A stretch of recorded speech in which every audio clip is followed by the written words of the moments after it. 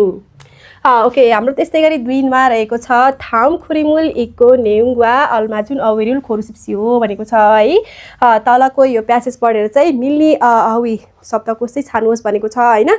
Okay र त्यस्तै गरी हाम्रो यो ब्राकेटभित्र चाहिँ के दिएको छ हेरौँ है त। हाम्रो के छैमा सोन्जाप इगा भनेको छ। सोन्जाप इगा भनेको चाहिँ हाम्रो यो हातले समाउने एउटा चाहिँ ह्यान्डल हैन, ह्यान्डल। इस भनेको चाहिँ भएको हो। सारामी भनेको चाहिँ मान्छेले, मिल्गना भनेको छ मिल्दा भनेको चाहिँ धकेल्नु हैन, मिल्दा भनेको चाहिँ धकेल्नु, मिल्गना भनेको धकेल्ने र कुरस भनेको छ यो कुल्दा भनेको चाहिँ तान्ने हैन। मिल्दा भनेको चाहिँ धकेल्ने र कुल्दा भनेको चाहिँ हाम्रो तान्ने हैन, तान्ने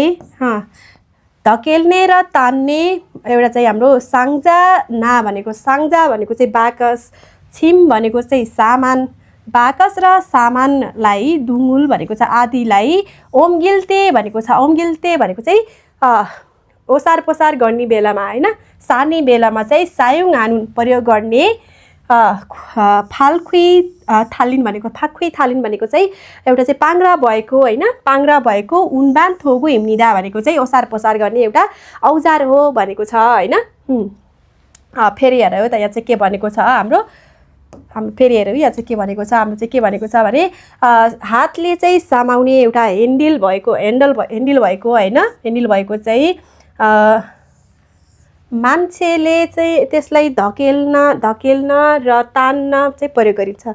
हैन, धकेल्ने तान्ने हैन। र त्यसमा चाहिँ के हुन्छ भने साङ्जा भनेको चाहिँ बाकस र छिम भनेको चाहिँ सामान, बाकस अथवा सामान है दुङ आदिहरूलाई चाहिँ राखेर ओम्गिल्ते सार्ने बेलामा चाहिँ प्रयोग गरिन्छ हैन। र यसमा चाहिँ के हुन्छ भने चक्का भएको हैन, चक्का भएको चाहिँ सार्ने एउटा चाहिँ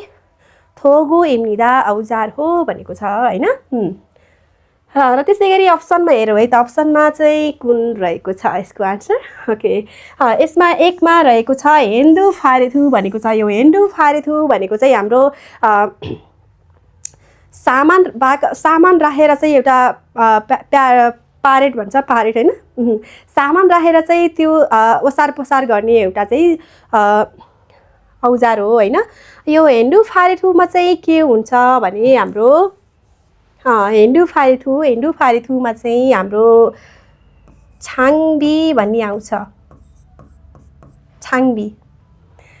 यो हाम्रो अवीमा यो छाङबी भन्ने शब्द आयो भने चाहिँ यसको उत्तर चाहिँ हेन्दु फारेथु हो भनेर चाहिँ छुट्याइहाल्ने है। ओके र त्यस्तै गरी यो हेन्दु फारेथुमा चाहिँ के हुन्छ भने त्यो चाहिँ एउटा छाङबी हो। त्यो छाङबीमा चाहिँ फारेथुलाई चाहिँ दुईटा यस्तै डाटी हुन्छ, त्यसलाई चाहिँ यसरी अड्काएर चाहिँ सामानलाई ओसार पसार गरिन्छ हैन। ओके र त्यस्तै गरी छेगेछा भनेको चाहिँ हाम्रो फोर्कलिफ्ट हैन, फोर्कलिफ्ट। यो चाहिँ हाम्रो सामानलाई ओसार पसार गर्ने एउटा पारेट हैन, सार्ने। ओके सरी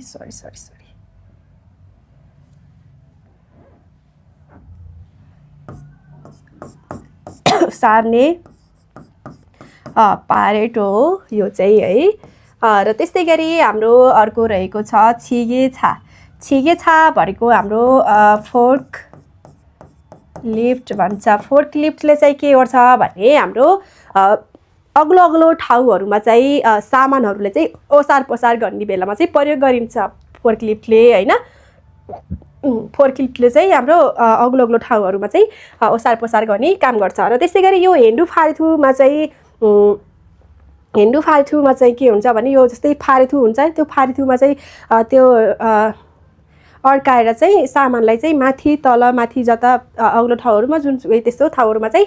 प्रयोग गरिन्छ हैन यो। र त्यसै गरी यो छेगेछामा चाहिँ कस्तो शब्द आयो भने चाहिँ हामीले छुट्याउने भने चाहिँ यो पनि हेरौँ है त। जस्तै यो फोर्कलिफ्टमा चाहिँ हाम्रो छारेङ भन्ने आउँछ, यो छारेङ भन्ने आयो भने चाहिँ हाम्रो यो छिगेछा हो भनेर चाहिँ हामीले छुट्याउने है त। ओके र त्यस्तै गरी हामी चाहिँ 3 मा हेरौँ है त। 3 मा चाहिँ के छ खनबेय भनेको छ। यो खनबेय भनेको चाहिँ हाम्रो के हो भने यो चाहिँ गोदामहरूमा कारखानाहरूमा र त्यस्तै गरी हाम्रो एयरपोर्टहरूमा जस्तै एयरपोर्टमा हाम्रो चाहिँ कस्तो हुन्छ जुन सामान राखेर जुन त्यो गोलो भएर चाहिँ यसरी घुम्दै घुम्दै घुम्दै सामान आउँछ नि त हो त्यसले चाहिँ हाम्रो के भन्छ एउटा खन्वेय भनेको चाहिँ यो सामानलाई चाहिँ ओसार पसार गरिन्छ हैन यो प्रायः जस्तो चाहिँ हाम्रो अब देख्न सकिन्छ हाम्रो एयरपोर्टमा जुन सामान आउँछ त्यो सामान आउने एउटा त्यो रेल के भन्छ त्यसले हो त्यही घुम्ने एउटा साधन भनिन्छ त्यसले चाहिँ भन्छ खन्वेय हैन र त्यस्तै गरी हेन्दु खादु भनेको चाहिँ हाम्रो यो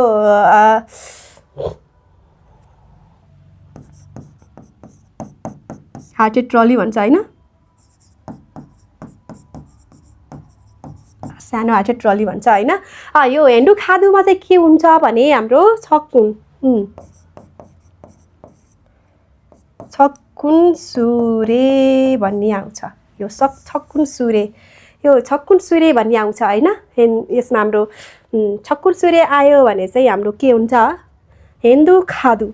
र त्यस्तै गरी यो हेन्दु खादुमा चाहिँ कस्तो हुन्छ भने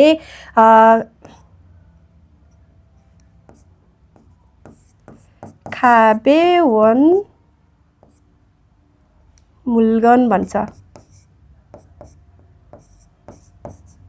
खाबेवन यसमा चाहिँ के हुन्छ हाम्रो हेन्दु खादुमा हलुङ्गो वस्तुहरूलाई हलुङ्गो सामानहरूलाई चाहिँ ओसार पसार गर्ने बेलामा चाहिँ प्रयोग गरिन्छ र त्यस्तै गरी यो हेन्दु खादु जस्तै सेम हुन्छ हाम्रो एउटा थेछा हैन यो हाम्रो एउटा हुन्छ थेछ भन्ने हुन्छ यो थेछले चाहिँ थेछा चाहिँ हाम्रो एउटा यो ठुलो हार्टेड ट्रली भन्छ हैन यो ठुलोवाला हुन्छ यो ठुलो हार्टेड ट्रली भन्छ थेछा भनेको हैन यो थेछामा चाहिँ के हुन्छ भने हाम्रो जस्तै यहाँ खाबेप्ता भने चाहिँ हलुङ्गो सामानहरूले चाहिँ ओसार पसार गर्ने बेलामा चाहिँ हेन्दु खादुको प्रयोग गरिन्छ भने अलिकति मुगप्ता भनेको चाहिँ